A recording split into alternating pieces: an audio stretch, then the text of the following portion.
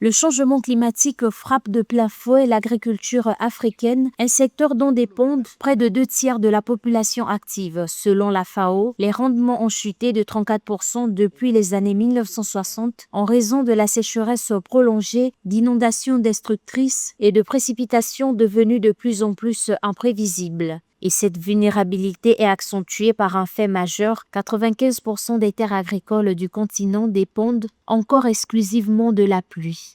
En 2023, plus de 280 millions d'Africains étaient en situation d'insécurité alimentaire d'après le Programme alimentaire mondial. L'agriculture, c'est vraiment l'épine dorsale de l'économie africaine, et surtout de la transformation socio-économique de notre continent. Nous avons presque 60% de notre population qui vivent dans le monde rural. Et si on regarde le format, qui sont les agriculteurs africains? La plupart d'eux, ils sont des gens vulnérables, n'ont pas accès ni à la terre, ni aux finances.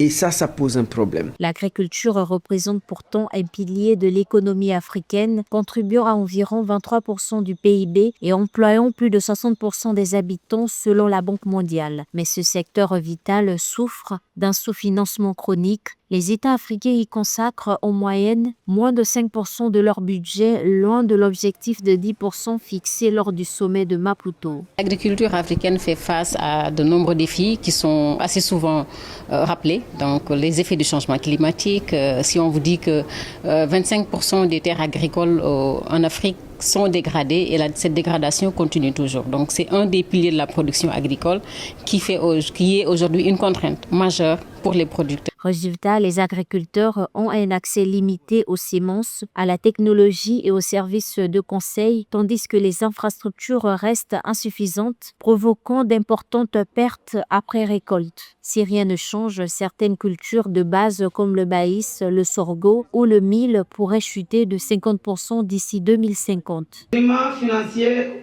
ciblés peuvent offrir aux femmes de bonnes occasions de débloquer de financement pour s'adapter aux répercussions des changements climatiques. Par exemple, mettre des projets visant à renforcer la résilience climatique des communautés agro-pastorales. Pourtant, avec une population en forte croissance et un potentiel naturel immense, l'Afrique pourrait, de l'avis de certains experts, devenir un acteur clé de la sécurité alimentaire mondiale si des réformes et des investissements massifs sont réalisés dans le secteur agricole.